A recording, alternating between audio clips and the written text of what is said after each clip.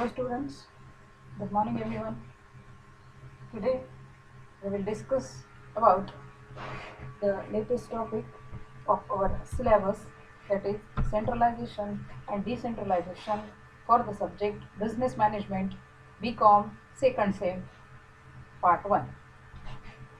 In earlier lectures we have seen the different topics like principles of management, then what is decision making, okay, what is planning, everything we have covered. And today we will see what is centralization and decentralization of work, and that centralization and decentralization of work, authority and accountability, that we have already gone through it. But today we will discuss specially about centralization. First centralization, okay, then decentralization, and at the same time the difference between delegation and decentralization, correct? So before that we will start with centralization. What exactly is centralization? Centralization actually is a process, okay, where the decisions are in few hands, and those few hands are the top level of the management, correct? Centralization means it is the process where the emphasis is given on decision making, but that decision making powers are in few hands. These decisions for the sake of the business, for the betterment of the business, are taken mainly by the top level of the management in case of centralization. Here we are talking about centralization only, because top level management, board of directors, some members of board directors may be included in that. So top level are the management, they are the persons who are mainly responsible for carrying on the business activities, okay, they are the owners, and being the owners, okay, they are putting the main element in the business, that is finance. So the decisions related to finance, decisions related to selection of the proper person at the proper place, right job should be given to the right people, right person, etc. These decisions are mainly taken by top level of management. Here we will discuss one example. There is a father and son, these duo, they are in business, okay.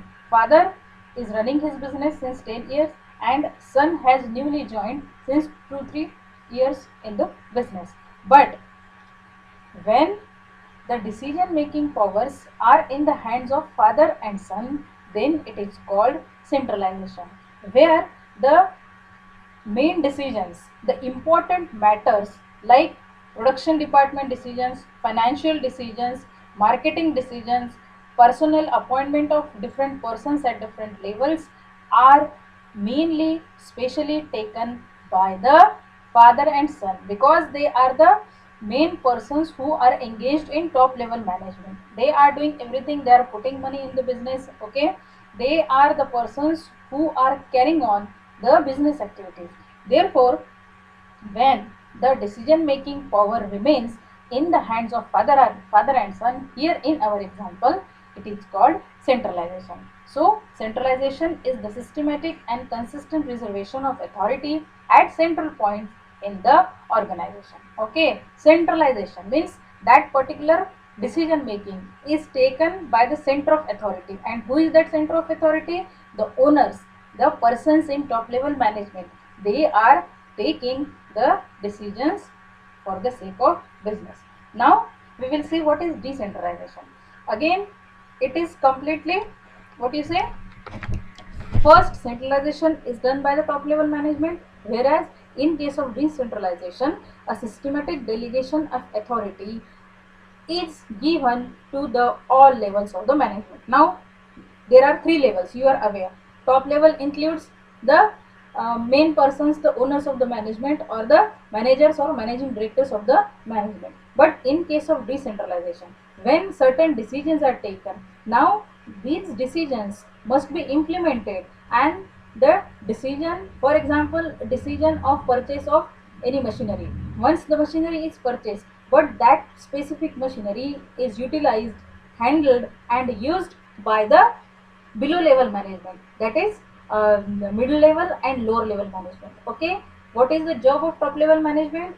they will bring the machine in the organization, they will purchase the machine as per the requirement of the business, but they are not operating that machinery. Okay, actually who is operating, who is using and utilizing that machinery? Lower level and middle level management. So centralization, the central decision of buying a certain machinery is taken by top level management, but when the machinery has been introduced in the organization, once the machinery is placed at some place in the management, in the office, then it is used, then that particular machinery is handled by the lower level management or middle level management. That is what is exactly a decentralization. So it is a systematic delegation of authority at all levels of management and in all of the organization. In decentralization, authority is retained by the top level management for taking major decisions. Again, every time the main decisions, the important matters decisions are taken by the top level management. Certain policies are framed by the top level management, but these policies or these decisions are actually implemented and executed by the rest of the levels of the management. And who are these two levels? Rest of the management, that is middle level and lower level. So decentralization refers to the systematic effort to delegate to the lowest level of authority, except that which can be controlled and exercised at a central point. See, in every organization, boss is there. Okay, कोई छोटा भी काम करना है तो you have to take the permission. Okay, once the work is delegated and distributed, but again the final reporting of that particular work will go to the top level management. काम तो दे दिया, काम हुआ है कि नहीं? Okay, who is the responsible person or who will take that responsibility? Obviously top level. So decision taken is again what you say, that decision is reached up to the management, but actual execution and utilization or what you say implementation of that particular decision is made by decentralization authority. I hope this is clear. Now we will see a simple difference between decentralization and delegation. Delegation means delegating, distributing, transferring and handing over the work, but whereas decentralization, right to take the decision is shared by the top level management and other level management. That is the meaning. And manager delegates some of their functions and authority to their subordinate. Scope. What is the scope of delegation? It is limited as superior delegates the powers to the subordinates on individual basis, whereas centralization scope is wide because certain decisions are executed and implemented by the subordinates. So responsibility remains with the managers, whereas in case of decentralization, responsibility is delegated to the subordinates. Freedom is not given in case of delegation, but whereas in decentralization, freedom to the work is given to the subordinates. Okay. Delegation is a routine function, whereas decentralization, it is an important decision of an enterprise, and that taken decision, that important decision has been actually executed and implemented by the lower level management. Okay, delegation is important at all concern, whether big or small, but decentralization becomes more important in large concern, whereas when the company is big, when the business is run at a large scale, okay, there decentralization is compulsory or necessary, because single man cannot handle all the activities of the business. The work must be delegated and decentralized in case of when the volume is large, when the volume is big, correct? So the authority is granted by one individual to another, whereas in case of decentralization, it is a systematic act which takes place at all levels of the management and all functions in a concern. Then responsibility cannot be delegated. See, this is the main difference. You can delegate the work, you can delegate the you can minimize the workload. Whose workload? Manager's workload is minimized by distributing and transferring the work, but responsibility remains in the hands of top level management. Here also authority with responsibility is delegated to subordinates because the organization is big. Okay, the business activity is taking place at a large scale. So here in decentralization, authority along with the responsibility is delegated to the subordinates.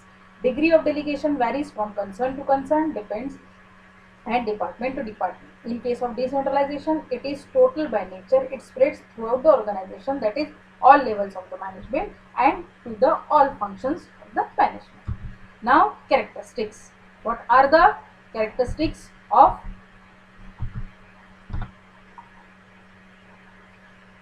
centralization and decentralization? First we will see the characteristics of centralization.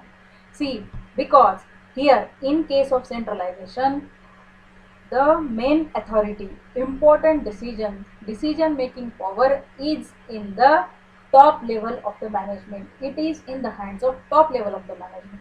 So the characteristics like leadership, strategy, okay, everything. So control is completely in the hands of top level management. It emphasizes on top down control, leadership, vision and strategy. As I've said that main decisions like financial decisions, production decisions, okay, these main functional decisions are taken by the top level management. So it controls, okay, it controls the complete organization with utilization of a specific characteristics like leadership, vision and strategy. Then decision making, strong, authorization, visionary, okay. So decision making means, see, it is very obvious. If you are opening a simple business, maybe simply I mean a sole trader business, and being a sole trader, all the decision making powers are in your hand. But if you are converting your sole trading business into partnership, it means what? You are joining someone else as a partner, okay. So in that case you have to be little bit what do you say, you have to give little bit freedom to that particular person. So authority is shared, okay, decision making is also shared. But whereas in case of centralization, everything remains in the hands of top level of management. Organizational change shaped by the top or vision of leader. See, organizational changes, everything is done with the help of achieving the goal of the organization. And to achieve its goal of the organization, what is required? The leaders, the whatever the changes have been made by the organization or organizational complete change, okay, it is shaped by the top level management. It is done with the vision of leader, okay. Leadership is one of the quality of the managers, of the top level persons. So vision of the leader, it plays main role in case of organizational change. Then execution, decisive, fast, coordinated, able to respond quickly to major issues and changes, because decision is in single hand. So it is easy to control, it is easy to coordinate and to ask the cooperation of the only top level or the departmental head of the organization. So it able to respond quickly to the major issues and changes, whereas it is not possible in case of decentralization. Uniformity. Why there is a uniformity? Because low risk of dissent or conflicts between parts of the organization. Because generally maybe there is only father and son, or maybe there is two brothers who are handling the business. So there is a uniformity, low risk of dissent or conflicts between parts of the organization. So the chances of quarrels, the chances of difference of opinion is less in case of centralization.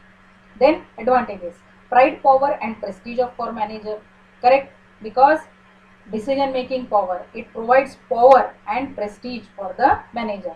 Promote uniformity of policies, practices and decisions. Single handed person, single handed decisions definitely helps, or it promotes the uniformity of the policies, practices and decisions. Minimal extensive controlling procedures and practices, it means controlling procedures and practices. What does it mean? See, control is in the hands of managers or managing directors or the top level manager. So whatever the practices, whatever the policies and procedures, rules and regulations which are introduced by the top level management, they are only executing and they are only responsible for making certain changes in that policies and practices. So minimal extensive controlling procedures and practices minimizes duplication of function. Obviously when single person is taking decision, only one or two persons who are the main part of the organization and they are only taking decisions, so it minimizes duplication of function or duplication of work. Okay, so these are the advantages of centralization. Or there are, although it has advantages, but still it is not be kept away itself from disadvantages. So what are the disadvantages? Neglected functions for bid levels and less motivated besides personnel. See what it means. It happens when the organization is big and the top level authority, there are very few persons who are taking decisions. Might be possible they are missing, they are neglecting some of the issues, okay, some of the points or some of the what you say, the requirements of the below level management. So sometimes they neglect. So then nursing supervisor functions as link officer between nursing director and first line management. See, it is a link. Okay, management is a link when the organization is big. See, every time we are talking about a big and what do you say, a what do you say, big enterprises or big organization. So it is difficult, okay, to link between, because the organization is big. Although there are departmental heads, then there are supervisors. So because of engagement of many of the persons in the organization, there cannot be proper link, cannot be maintained between supervisors and superiors. Correct? So now we will see the characteristics of decentralization. Okay, bottom level, mainly here bottom level is considered, whereas in centralization top level is considered. So it emphasizes on bottom level, okay, cultural and learning dynamics, because there is a scope for the lower level management. They can give their 100%, they can show their performance in case of decentralization. So decision making, democratic, participative and detailed. Decision making, why it is called democratic, participative and detailed? Because again the work is done with the group. Okay, if there is a 20 people group, they are coming together discussing on certain matters. Okay, they are getting freedom to take some decisions, everybody's participation is there. So with the concern of each and every member, decision making is good and the decision can be taken in a fewer time, or decision can be taken quickly.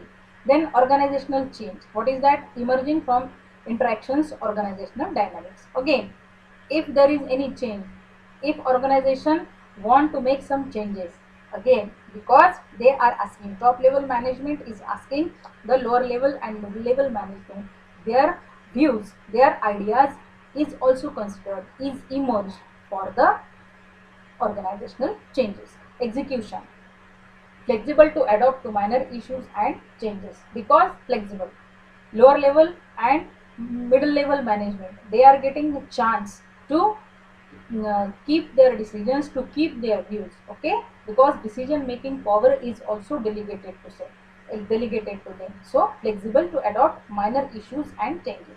Participation, accountability, low risk of not invented here behavior. See, participation, because all people of lower level and middle level management, they are getting chance to express their views, to give their ideas. So their participation, accountability, so low risk of non-invented. So now advantages, raise moral and promote interpersonal relationships. Obviously, because lower level person, they also feel that they are the part of the organization. It increases their moral. Okay, generally you will not find that a worker or a labor, he is getting a chance to take decisions. But in decentralization, because they get a chance, some priority is also given for their views, for their ideas. So it raises their moral and promote interpersonal relationships. Relief from the daily administration. Now, how it relieves from the daily administration? In lower level, there are supervisors, and supervisors are getting work done by their laborers. So they feel that there is a person called as a supervisor. He is our boss. Now he will handle everything, and they get relief from the daily administration. Bring decision making close to action. Okay, because they are getting the chance in the decision making process. So it brings close to action. Develop second line manager. Okay, the persons who are good in the work, who are really talented and brilliant, they also get a chance to become, and they may also get a promotion in their workplace. They are getting promoted by their boss, by their departmental heads, considering their experience and considering their performances. Then promote employees enthusiasm and coordination. What does decentralization? Decentralization promotes employees enthusiasm. Why? Because they feel that yes, this organization is good for us, our views, our ideas are considered in the process of decision making, so they feel enthusiastic in working, and they give their proper coordination, they cooperate to their departmental heads, and it promotes employees enthusiasm. Facilitate action by lower level manager. Lower level managers, okay, manager, then supervisors or subordinates, they are getting chance in lower level manager. They are called that they are given that they have given the freedom to take certain decisions. So facilitate actions by lower level manager. But what are the disadvantages? Although there are advantages, still it is having some disadvantages. Top level administration may feel it would decrease their status. Okay, top level management feel that if we provide the decision making power to the lower level and middle level management, if they feel that it will decrease their status, they may feel they feel that our importance will be lost in the organization, correct? So it is called that top level administration may feel it would decrease their status. Managers may not permit full and maximum utilization of highly qualified persons, because decision making power is in the hands of managers. Okay, so they will not give a permission. Then there will be quarrels in the organization. The lower level management, they will get dominated. Okay, managers will dominate the other people. So these are the disadvantages. That is maximum utilization of highly qualified personnel. Increased cost. It requires more managers and large staff. Okay, because the organization is big. Okay, the manufacturing process is at large scale, so it increases costs. It requires managers and large staff.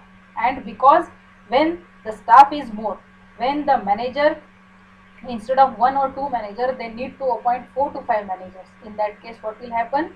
Their expenses will increase. So it is called increased cost. It may lead to overlapping and duplication of effort. Okay, everybody is told to make decisions, so there will be jumbling in their decisions, and someone will feel that my decision is not given the priority. The other one will feel that although I have given a decision making power, but my views and my decisions are not considered by the top level management. So it may lead to overlapping and duplication of efforts. So today we will stop here, and in the next lecture we will see as per our status, as per our syllabus point. Thank you.